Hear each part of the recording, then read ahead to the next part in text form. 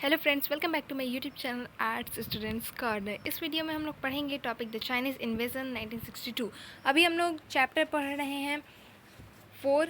Book है politics in India since independence. Chapter का name है इंडियाज़ एक्सटर्नल रिलेशंस। और इसके पहले के टॉपिक्स हमने पहले के वीडियोज़ में पढ़ लिए हैं। उम्मीद है आप लोगों ने वो देख लिया होगा, और अगर नहीं देखा है सीधे इस वीडियो में है तो आपसे रिक्वेस्ट करूँगी कि आप लोग देख लीजिए। उसे आपको समझने में बहुत बहुत बहुत आसानी होगी, because line by line explanation शुरू से देखिएगा तो सब कुछ समझ आएगा। और ये पूरा बुक इंटर रिलेटेड है, इसके हर एक चैप्टर हर एक टॉपिक्स इंटर रिलेटेड है, फेज वाइज दिए गए हैं। जैसे जैसे होते गया वैसे वैसे चैप्टर्स दिए हुए हैं। तो आप लोग से रिक्वेस्ट करूँगी कि मेरे चैनल पर जाके चैप्टर 1 से लेके अभी तक के पूरे वीडियोज़ आप लोग देख लें, अगर नहीं देखा है तो। और ये बुक है हमारा politics in India since independence, class 12 का एनसीईआरटी बुक है। और ये सीबीएसई बिहार बोर्ड सब में चलता है, तो यही पढ़ते हैं आप लोग। तो चलिए अब बिना देरी के फटाफट से वीडियो को शुरू करते हैं, अपनी पढ़ाई शुरू करते हैं। टॉपिक हमारा होगा आज का द चाइनीज़ इन्वेजन 1962। इसके पहले हम लोगों ने बहुत कुछ पढ़ लिया है, तिब्बत के बारे में पढ़ लिया है, चाइना के साथ पीस एंड कन्फ्लिक्ट, अभी उसी का सब टॉपिक है ये the Chinese invasion. Peace and conflict with China का सब टॉपिक है।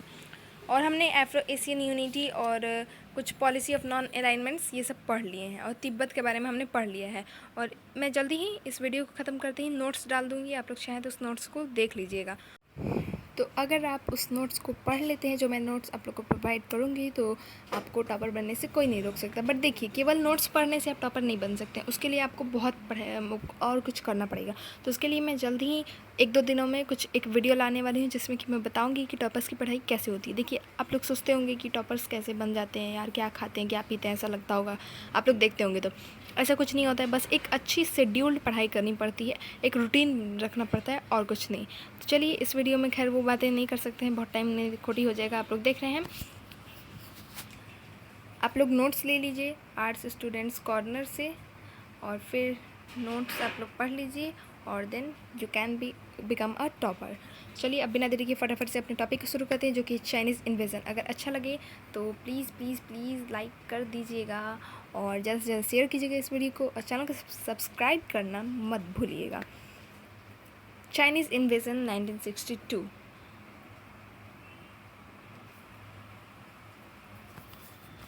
तो इसका क्या मतलब है? चीन का आक्रमण 1962 में।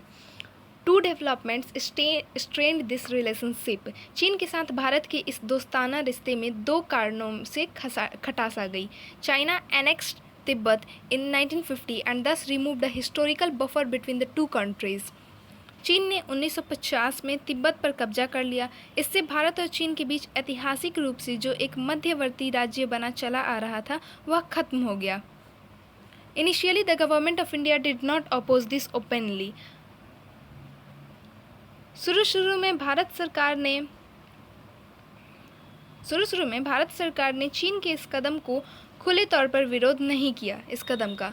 But as more information came in about the suppression of Tibetan culture, the Indian government grew uneasy. बहरहाल, तिब्बत की संस्कृति को कुचलने की खबरें जैसे जैसे सामने आने लगी, वैसे वैसे भारत की बेचैनी भी बढ़ी। The Tibetan spiritual leader, the Dalai Lama, sought and obtained political asylum in India in 1959। तो तिब्बत के धार्मिक नेता दलाई लामा ने भारत से राजनीतिक शरण मांगी, और 1959 में भारत ने उन्हें शरण दे दी। China alleged that the government of India was allowing anti-China activities to take place from within India.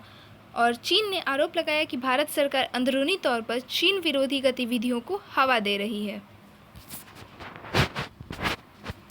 A little earlier, a boundary dispute had surfaced between India and China.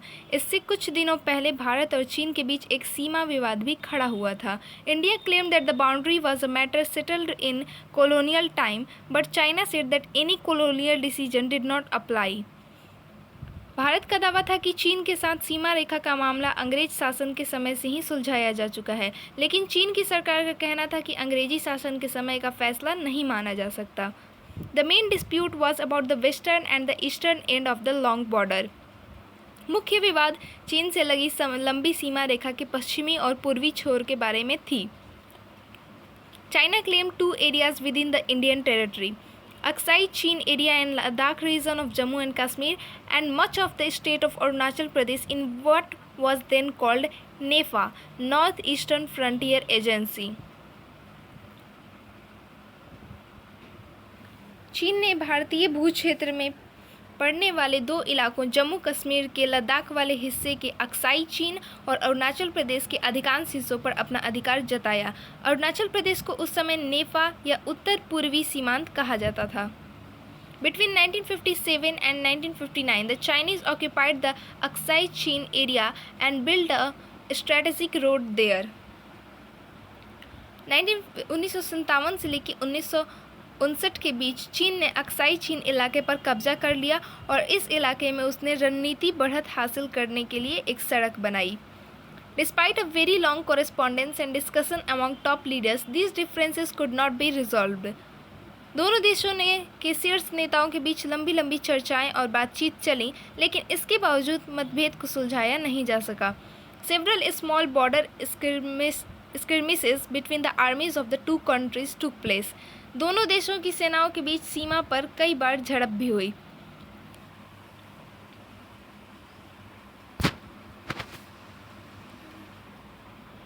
Do you remember the Cuban Missile Crisis in Chapter 1 of the Contemporary World Politics? समकालीन विश्व राजनीति के पहले अध्याय में Cuba के missile संकट की चर्चा की गई थी। क्या आपको इस घटना याद है? While the entire world's attention was on the crisis involving the two superpowers, China launched a swift and massive invasion in October 1962 on both the disputed regions. जिस समय पूरे विश्व का ध्यान दो महाशक्तियों की तनातनी से पैदा इस संकट की तरफ लगा हुआ था, ठीक उसी समय चीन ने 1962 के अक्टूबर में दोनों विवादित क्षेत्रों पर बड़ी तेजी और व्यापक स्तर पर हमला किया। The first attack lasted 1 week and Chinese forces captured some key areas in Arunachal Pradesh. पहला हमला 1 हफ्ते तक चला और इस दौरान चीनी सेना ने अरुणाचल प्रदेश के कुछ महत्वपूर्ण इलाकों पर कब्जा कर लिया। The second wave of attack came next month.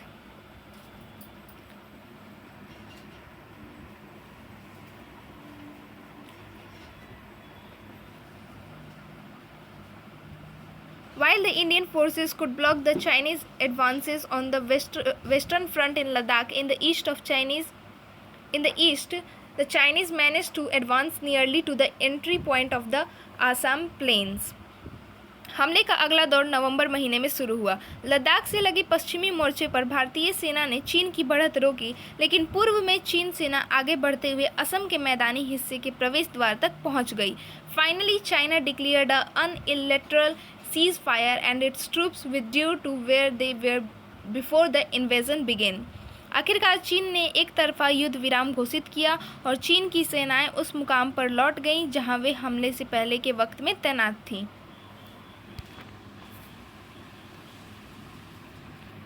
The China War dented India's image at home and abroad. India had to approach the Americans and the British for military assistance to tide over the crisis. चीन युद्ध से भारत की छवि को देश और विदेश दोनों ही जगह धक्का लगा।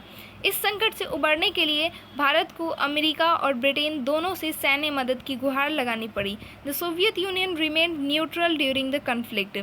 सोवियत संघ इस संकट की घड़ी में तटस्थ बना रहा। It induced a sense of national humiliation and at the same time strengthened a spirit of nationalism. चीन युद्ध से भारतीय राष्ट्रीय स्वाभिमान को चोट पहुंची, लेकिन इसके साथ साथ राष्ट्र भावना भी बलवती हुई। Some of the top army commanders either resigned or were retired. Nehru's close associate and the then defense minister V. Krishna Menon had to leave the cabinet. कुछ प्रमुख सैन्य कमांडरों ने या तो इस्तीफा दे दिया या अवकाश ग्रहण कर लिया। नेहरू के नज़दीकी सहयोगी और तत्कालीन रक्षा मंत्री वी के कृष्ण मेनन को भी मंत्रिमंडल छोड़ना पड़ा।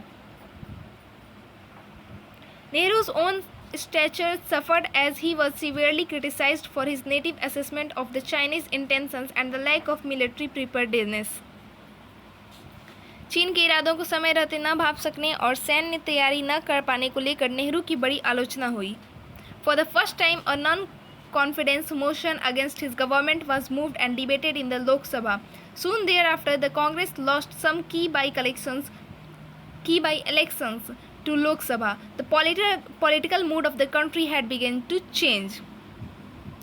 तो पहली बार उनकी सरकार के खिलाफ अविश्वास प्रस्ताव लगाया गया और लोकसभा में इस पर बहस भी हुई। इसके तुरंत बाद ही कांग्रेस ने कुछ महत्वपूर्ण उपचुनावों में थोड़ी उनको पटकनी मिली।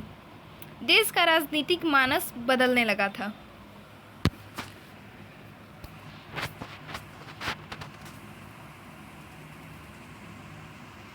अब यहाँ पे एक फास्ट फॉरवर्ड दिया हुआ है, आप लोग देख सकते हैं।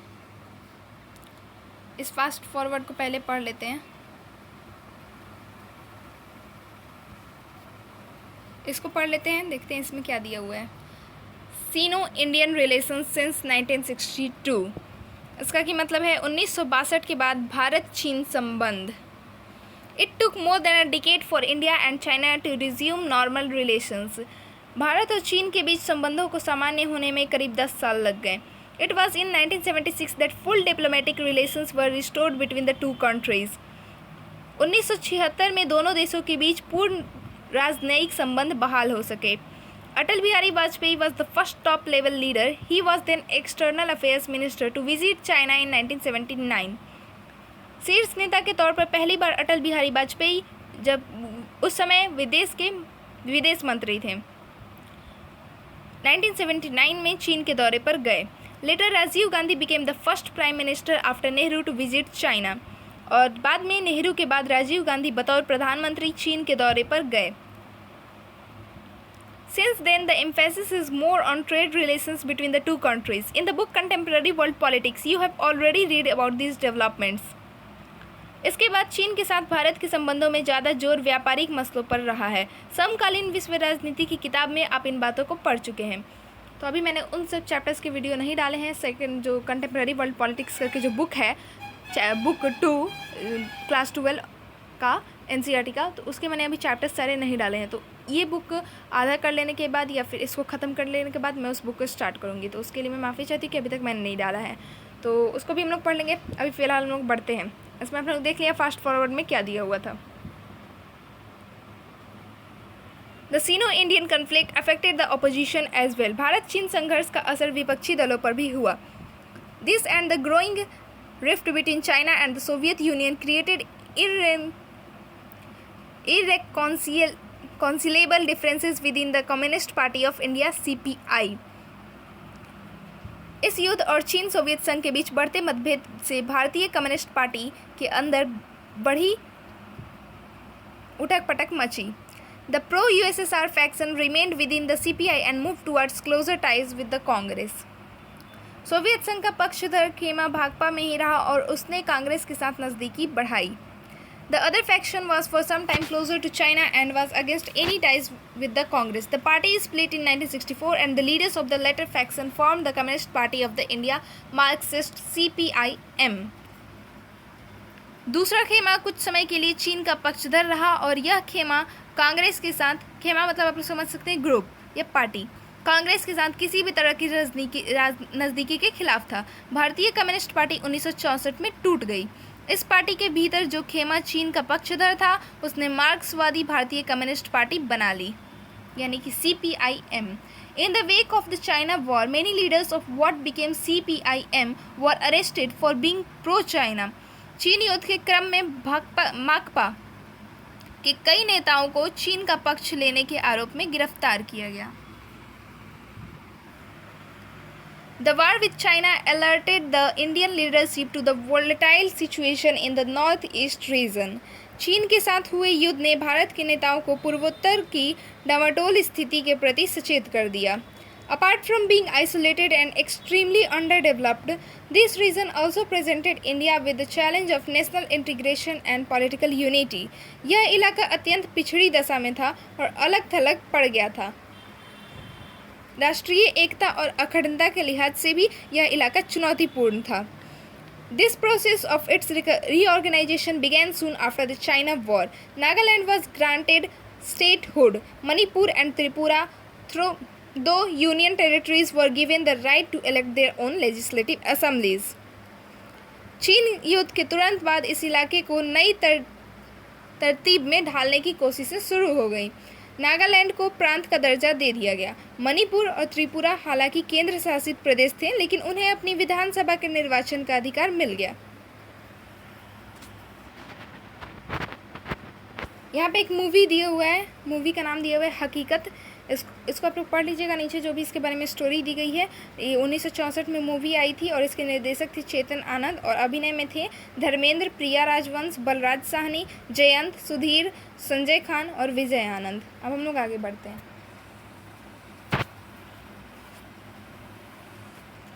अब हम लोग पढ़ेंगे, अभी हमने peace and conflict with China पढ़ लिया। अब हम बढ़ते हैं पाकिस्तान की तरफ। अब हम लोग पढ़ेंगे Wars and peace with Pakistan. इसी में हमें कारगिल वॉर के बारे में भी आगे जाके पढ़ना होगा, बांग्लादेश वॉर के बारे में भी हमें पढ़ना होगा आगे जाकर। Wars and peace with Pakistan यानी पाकिस्तान के साथ युद्ध और शांति। In the case of Pakistan, the conflict started just after partition over the dispute on Kashmir. Kashmir मसले को लेकर पाकिस्तान के साथ बंटवारे के तुरंत बाद ही संघर्ष छिड़ गया था। You will read more about the dispute in Chapter 8. A proxy war broke out between the Indian and Pakistani armies in Kashmir during 1947 itself. आप इस विवाद के बारे में 8वें अध्याय में विस्तार से पढ़ेंगे। 1947 में ही कश्मीर में भारत और पाकिस्तान की सेनाओं के बीच एक छाया युद्ध छिड़ गया था। The issue was then referred to the UN. Pakistan soon emerged as a critical factor in India's relations with the US and subsequently with China. बहरहाल यह संघर्ष पूर्णव्यापी युद्ध का रूप नहीं ले सका। यह मसला फिर संयुक्त राष्ट्र संघ के हवाले कर दिया गया। संयुक्त राष्ट्र अमेरिका और चीन के साथ भारत के संबंधों के लिहाज से पाकिस्तान एक महत्वपूर्ण घटक रहा। The Kashmir conflict did not prevent cooperation between the government of India and Pakistan. Kashmir के सवाल पर हुए संघर्ष के बावजूद भारत और पाकिस्तान की सरकारों के बीच सहयोग संबंध कायम हुए। Both the governments worked together to restore the women abducted during partition to their original families. दोनों सरकारों ने मिलजुल कर प्रयास किया कि बंटवारे के समय जो महिलाओं का अपहरण हुआ था उन्हें अपने परिवार के पास वापस लौटाया जा सके। A long-term dispute about the sharing of river waters was resolved through mediation by the World Bank. विश्व बैंक की मध्यस्थता से नदी जल में हिस्सेदारी को लेकर चला आ रहा एक लंबा विवाद सुलझ गया था। The India-Pakistan Indus Waters Treaty was signed by Nehru and General Ayub Khan in 1960. Despite all ups and downs in the Indo-Pak relations, this treaty has worked well. Nehru और जनरल अयूब खान ने सिंधु नदी जल संधि पर 1960 में हस्ताक्षर किए। भारत पाक संबंधों में नरमी गर्मी के बावजूद इस संधि पर ठीक ठाक अमल होता रहा। A more serious armed conflict between the two countries began in 1965. दोनों देशों के बीच 1965 में कहीं ज़्यादा गंभीर किस्म के सैन्य संघर्ष की शुरुआत हुई। As you would read in the next chapter, by then Lal Bahadur Shastri had taken over as the Prime Minister. आप अगले अध्याय में पढ़ेंगे कि इस वक्त लाल बहादुर शास्त्री भारत के प्रधानमंत्री थे। इन अप्रैल 1965 Pakistan launched armed attacks in the run of Kutch area of Gujarat. 1965 में अप्रैल में पाकिस्तान ने गुजरात के कच्छ इलाके में रन से सैनिक हमला बोला। This was followed by a bigger offensive in Jammu and Kashmir in August September. Pakistani rulers were hoping to get support from the local population there but it did not happen. इसके बाद जम्मू कश्मीर में उसने अगस्त सितंबर के महीने पर बड़े पैमाने पर हमला किया। पाकिस्तान के नेताओं को उम्मीद थी कि जम्मू कश्मीर की जनता उनका समर्थन करेगी, लेकिन ऐसा नहीं हुआ। In order to ease the pressure on the Kashmir front, Shastri ordered Indian troops to launch a counter-offensive on the Punjab border. In a fierce battle, the Indian army reached close to Lahore. Kashmir की मोर्चे पर पाकिस्तानी सेना की बढ़त को रोकने के लिए प्रधानमंत्री लाल बहादुर शास्त्री ने पंजाब की सीमा की तरफ से जवाबी हमला करने का आदेश दे दिया। दोनों देशों की सेनाओं के बीच घनघोर लड़ाई हुई और भारत की सेना आगे बढ़ते हुए लाहौर के नज़दीक जा पहुंची। The hostilities came to an end with the UN intervention. Later, Indian Prime Minister Lal Bahadur Shastri and Pakistan General Ayub Khan signed the Tashkent Agreement, brokered by the Soviet Union in January 1966. संयुक्त राष्ट्र संघ के हस्तक्षेप से इस लड़ाई का अंत हुआ। बाद में भारतीय प्रधानमंत्री लाल बहादुर शास्त्री और पाकिस्तान के जनरल अयूब खान के बीच 1966 में ताशकंद समझौता हुआ। Though India could inflict considerable military loss on Pakistan, the 1965 war added to India's already difficult economic situation। और इसमें सोवियत संघ ने मध्यस्थता की भूमिका निभाई थी। हालांकि 1965 की लड़ाई में भारत ने पाकिस्तान को बहुत ज़्यादा सैन्य क्षति पहुंचाई, लेकिन इस युद्ध से भारत का कठिन आर्थिक स्थिति पर और ज़्यादा बोझ पड़ गया। तो फ्रेंड्स, उम्मीद है आप लोग को यहाँ तक अच्छे से समझ आया होगा। अगर कोई भी डाउट्स होगा अब तक जो भी मैंने पढ़ाया उससे रिलेटेड, तो अगर इस चैप्टर से भी रिलेटेड होगा तो आप मेरे से क्वेश्चन कर सकते हैं, मैं उसका जवाब जरूर दूँगी कमेंट सेक्शन में। तो प्लीज़ लाइक कर दीजिएगा इस वीडियो को। अगर अच्छा नहीं लगा तो आप डिसलाइक भी कर सकते हैं। ज़्यादा से ज़्यादा शेयर कर दीजिएगा इस वीडियो को और चैनल को सब्सक्राइब करना मत भूलिएगा। चलिए वेट करते रहिए नेक्स्ट वीडियो का। Thank you for watching the video.